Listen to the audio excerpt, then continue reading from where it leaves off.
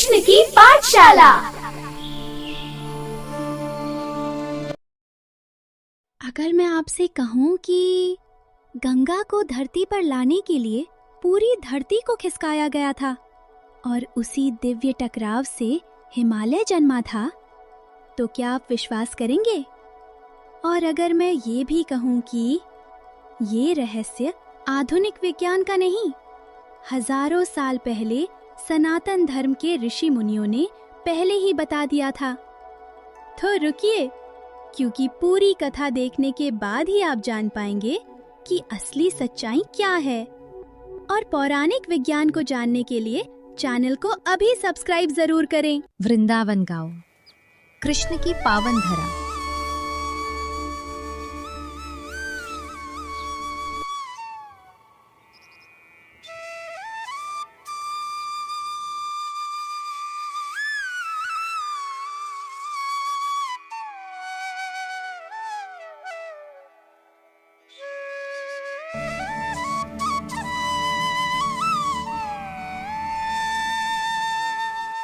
आज कृष्ण नन्हे मुन्ने बालकों को पाठशाला में धरती पर गंगा का अवतरण कैसे हुआ, ये दिव्य कथा सुनाने वाले हैं। कान्हा, कल बाबा कह रहे थे गंगा का जल बहुत पवित्र होता है, पर कान्हा, गंगा धरती पर आई कैसे और उसका जल इतना पवित्र क्यों माना जाता है?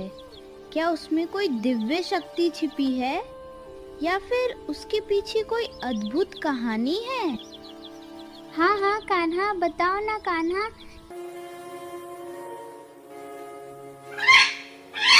अरे वाह मधुर, तुमने आज बहुत ही गूढ़ प्रश्न पूछा है।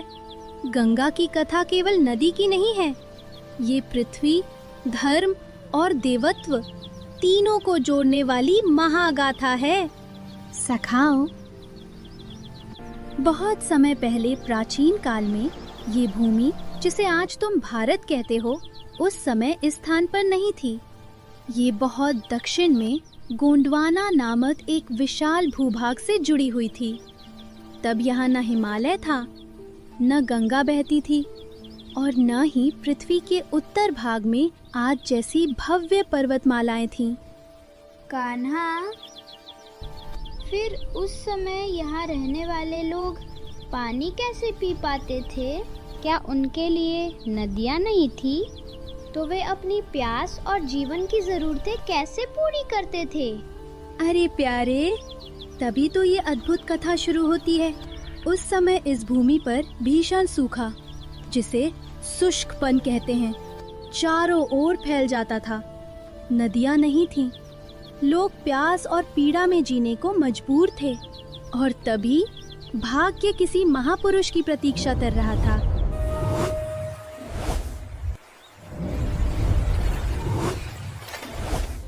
और तब इस भूमि पर जन्म हुआ एक अद्भुत राजकुमार का, जो आगे चलकर अपने पूर्वजों को मुक्त करने और पृथ्वी को जीवन देने के लिए ऐसा प्रयास करने वाले थे जो आज भी असंभव सा लगता है। कौन थे वे कान्हा, जिनके बारे में तुम इतनी गहराई से कहानी सुना रहे हो? वे थे राजा भागीरथ, जिन्होंने गंगा को पृथ्वी पर लाने का संकल्प लिया और वही संकल्प बना हिमालय की रचना, नदियों का जन्म और इस भूमि का स्वरूप बदल देने का कारण। बस आज की कथा इतनी ही। चलो अब घर चलते हैं, वरना मैया गुस्सा करेगी।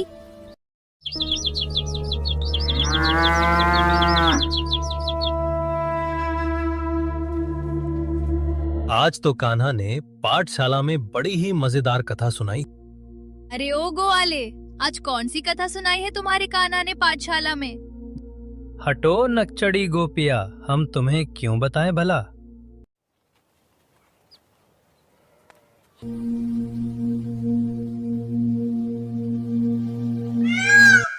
आज मैं तुम्हें बताने जा रहा हूँ कैसे भगीरथ की तपस्या से स्वयं महादेव प्रकट हुए, कैसे शिव ने इस भूमि को गोंडवाना से अलग कर उत्तर की ओर प्रवाहित किया कैसे पृथ्वी की 2 महाद्वीपीय प्लेटें टकराईं और कैसे जन्म हुआ हिमालय का। बैठ जाओ प्रिय सखाओ। कान्हा, कृपया करके आज पूरी कथा सुनाना। अब आरंभ होती है भागीरथ और गंगा अवतरण की दिव्य गाथा। अत्यंत प्राचीन काल, जब पृथ्वी का स्वरूप आज जैसा न था, दक्षिण दिशा में एक विशाल तप्त भूभाग स्थित था। न इसका नाम भारत था, न जम्बू द्वीप। ये भूमि सदा सूखी, सदा तप्त, शुष्क पान में डूबी हुई थी। न नदियां थी, न वर्षा। धरती की सांसों में केवल गर्म हवा बहती थी। इस तप्त भूमि पर राज करते थे सम्राट सगर। मंत्रियों, मैं अश्वमेध यज्ञ का आरंभ करता हूं। दिव्य अश्व को तैयार करो। धरती भी जाने सगर वंश का तेज कैसा है। जैसा आदेश महाराज। अश्व चारों दिशाओं में विचरने लगा, परंतु एक दिन धूल के भयंकर तूफान में वो अचानक लापता हो गया। अश्व कहाँ गया? मेरे पुत्रों को बुलाओ। पिताश्री, हम अभी खोज पर निकलते हैं। जाओ पुत्रों, मेरे यज्ञ की रक्षा तुम्हारे हाथ में है। और इस प्रकार 60,000 सदर पुत्र सूखी भूमि, रेत के टीले, तपते सूरज और धूल के तूफानों को पार करते चले गए। बहुत दूर एक रहस्यमय वन में उन्हें यज्ञ अश्व शांत खड़ा दिखाई दिया और सामने ध्यान में लीन थे ऋषि कपिल। परंतु कपिल मुनि गहरे ध्यान में थे। उन तक न कोई शब्द पहुंच रहा था, न आंखें देख रही थीं। ये ऋषि हमारे घोड़े को चुराकर यहाँ चुपचाप बैठा है। ऋषि, उत्तर दो, तुमने हमारे पिताश्री के घोड़े को क्यों चुराया? जागिए, हमारे पिताश्री का अश्व क्यों चुराया है? उत्तर दीजिए। हाँ, सगर सुतों का कोलाहल अंततः ध्यान की मर्यादा को भंग कर गया। ऋषि कपिल ने नेत्र खोले और उनके दिव्य तेज ने वन को प्रकाश से भर दिया।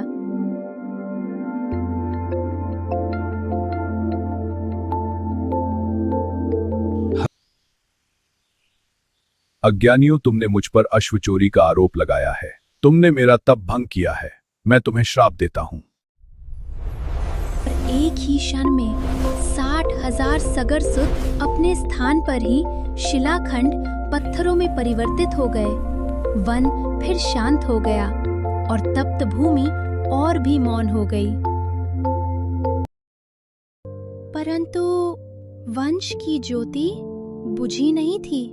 राजा सगर की वंश रेखा में एक ऐसा तेजस्वी बालक जन्म लेने वाला था, जिसका नाम इतिहास में भागीरथ के रूप में अंकित होगा। समय बीता और तब सगर वंश में एक दिव्य तेजस्वी बालक जन्मा। महलों के दीप स्वतः प्रज्वलित हुए और दिशाओं में मंगल ध्वनि गूंज उठी। महाराज देखो, राजकुमार का तेज अपूर्व है। ये नन्हा दीप वंश का उद्धार करेगा, मेरा विश्वास कहता है। जब भगीरथ युवा हुए, उन्होंने भयानक सत्य जाना कि उनके पूर्वज पत्थर के रूप में पड़े हैं और उनका उद्धार केवल दिव्य गंगा धारा से ही संभव है। यदि मेरे पूर्वजों का उद्धार केवल गंगा माता कर सकती हैं, तो मैं तब तक तप करूंगा जब तक देवलोक भी मेरे संकल्प को सुन न ले। राजकुमार, ये मार्ग कठिन है। कठिन ही तो धर्म है। मैं जाऊंगा, तप करूंगा और महादेव को प्रसन्न करूंगा। एक वही है जो मां गंगा को धरती पर प्रवाहित कर सकते हैं और इस भूमि का भूगोल बदल सकते हैं। भागीरथ एक वीरान तप्त भूमि पर अचल खड़े रहे, जहां वर्षों से वर्षा नहीं हुई थी। धरती फट चुकी थी और चारों ओर जीवन का कोई चिन्ह नहीं था। दोपहर का सूरज अपनी आग बरसाती किरणों से भूमि को और भी तप्त कर देता।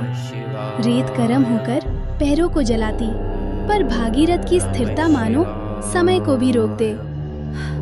वीरान मैदानों से उधरी हुई धूल भरी आंधियां उठती, उनके शरीर से टकराती, आंखों में चुभती, पर वे पलक तक न झपकते। दूर कहीं क्षितिज पर बादलों की गर्जना सुनाई देती, पर उस सूखी भूमि पर एक बूंद भी न गिरती। फिर भी बिजली की चमक भागीरथ के संकल्प को और भी दिव्य बना देती। इस तप्त निर्जन भूमि में जहां जीव भी न टिक पाते, भागीरथ वर्षों तक खड़े रहे। उनका तप अब देवलोक के द्वार हिलाने लगा था। भागीरथ की तपस्या की गूंज अब स्वर्ग तक पहुंचने लगी है। हर मंत्र, हर श्वास देवताओं के लोक को कंपा रही है। उर्वशी, ये साधारण तपस्या नहीं है। ये मनुष्य महादेव को प्रसन्न कर स्वर्ग के द्वार खोलना चाहता है। देवराज, यदि उसकी साधना पूर्ण हो गई तो देवताओं का संतुलन डगमगा जाएगा। तुम्हें उसके तप को भंग करना ही होगा। जाओ उर्वशी, भागीरथ की परीक्षा लो। कैलाश पर्वत पर जहाँ समय भी ठहर जाता है, वहाँ ये ध्वनि गूंज उठी। नमः शिवाय, नमः शिवाय, नमः शिवाय। हे देव, ये कैसी ध्वनि है? और कौन है जो इतने वर्षों से ओम नमः शिवाय का जप कर रहा है? देवी, ये ध्वनि सिर्फ जप नहीं है, ये एक संकल्प है। पृथ्वी पर एक राजकुमार है, भागीरथ, जो वर्षों से अचल तप में लीन है अपने पूर्वजों के उद्धार के लिए। देवा, अब समय आ गया है पृथ्वी का भूगोल बदलने का। शिवाय, ओम नमः शिवाय। अपने नेत्र खोलो पुत्र, हम तुम्हारी तपस्या से अत्यंत प्रसन्न हुए हैं। हे त्रिनेत्रधारी महादेव, आपके चरणों में मेरा कोटि कोटि प्रणाम है। ये जीवन, ये तप, ये श्वास, सब आपके चरणों की धूल मात्र है। पुत्र, तुम्हारा संकल्प अडिग है, तुम्हारी श्रद्धा निष्कलुष है। कहो, जो भी वर मांगना हो निसंकोच मांगो। हे महादेव, मैं अपने लिए कुछ नहीं चाहता। मेरे पूर्वज जो शापवश पत्थरवत पड़े हैं, उनका उद्धार केवल गंगा माता से ही संभव है। हे महादेव, उन्हें स्वर्ग से धरा पर उतरने की आज्ञा दे। भागीरथ, धरा का नियम अत्यंत सूक्ष्म है। जहाँ पर्वतमाला नहीं, वहाँ महान नदियाँ नहीं उतर सकती।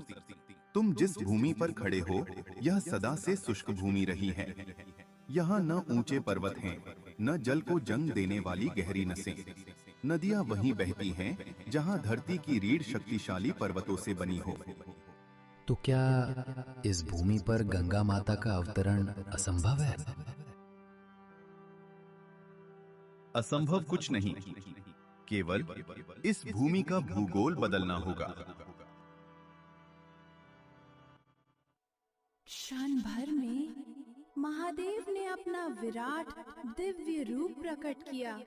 उनके नेत्रों में अनंत काल की गंभीरता थी। धीरे धीरे महादेव ने त्रिशूल उठाया और उसी क्षण संपूर्ण ब्रह्मांड में एक अदृश्य प्रचंड शक्ति तरंग फैल गई। हे धरती, तुम उत्तर दिशा की ओर बढ़ो, जाकर टकराओ उस महाभूभाग से, जिसे आगे चलकर जम्मू द्वीप भारत खंड कहा जाएगा। जैसी आपकी आज्ञा प्रभु।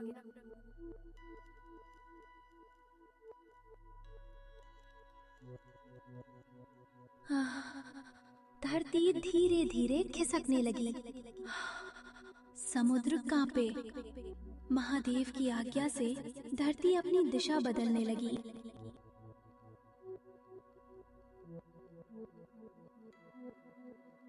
पश्चिमी महाद्वीप से टूटा हुआ एक विशाल भूभाग समुद्र में लंबी यात्रा करता हुआ उत्तर दिशा की ओर बढ़ा और अंततः उत्तरी महाद्वीप से जा टकराया।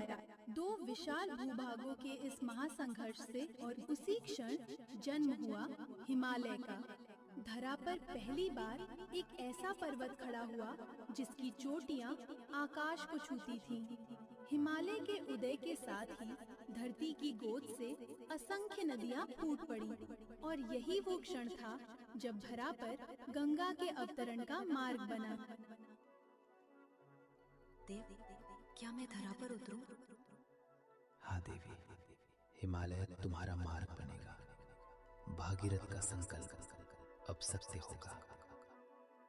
पर मेरी धारा अत्यंत प्रबल है, कहीं मैं पृथ्वी को तोड़ ना दूं। चिंता मत करो देवी, पहले मेरी जटाओं में अवतरित हो, मैं तुम्हारे वेग को साथ दूंगा। जो आदेश प्रभु। और तब स्वर्ग से उज्जवल जलधारा उतरी।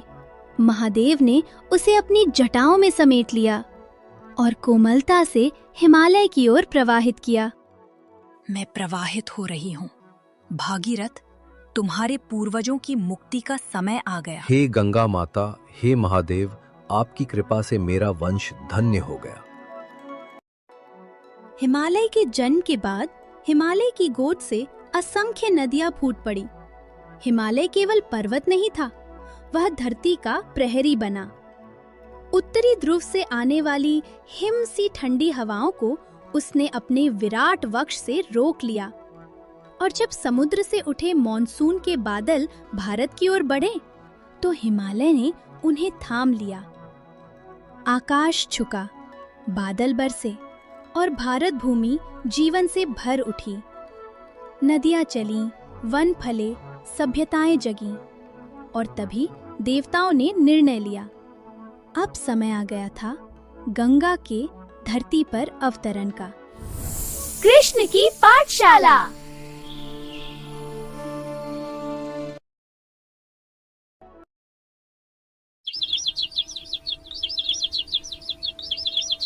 कान्हा, एक बात पूछूं? ये जो पूरा ब्रह्मांड है ना, क्या इसमें सिर्फ यही हमारी धरती है? क्या हम सच में अकेले हैं या फिर कहीं और भी दुनिया छुपी होंगी? थामा, तूने आज वो प्रश्न पूछ लिया जिसका उत्तर ढूंढने में ऋषि मुनियों को उम्र निकल रही, और तू यहाँ ऐसे पूछ रहा है जैसे मक्खन मांग रहा हो। देखो बच्चों, ये जो तुम देख रहे हो ये एक नहीं, अनगनत ब्रह्मांडों का समुद्र है। हर लहर अलग, हर लोक अलग।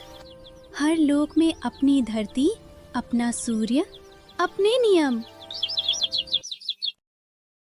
थामा, इनमें से हर एक गोल एक लोक है जहाँ एक ब्रह्मा रहता है, एक विष्णु, एक शिव, हाँ, और हजारों धरतियाँ।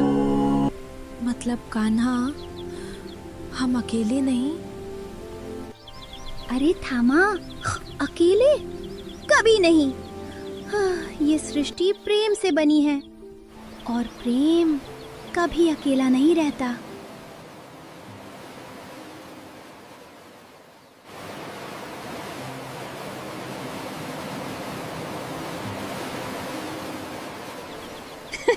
बस बस, इतना काफी है। पूरी दुनिया अभी से देखोगे तो बचपन कहाँ जियोगे। तो बच्चों, जब ब्रह्मांड इतना विशाल है तो पृथ्वी बदल जाए, पहाड़ उठ जाए या गंगा उतर आए, इसमें भला क्या आश्चर्य। कान्हा, आप कहते हो ब्रह्मांड बहुत बड़ा है, तो फिर हर जगह जीवन क्यों नहीं है? और जहाँ जीवन है वहाँ सब हम जैसे इंसान ही क्यों नहीं है? कोई हमसे अलग क्यों है? सुदामा, तूने बहुत सुंदर प्रश्न पूछा है।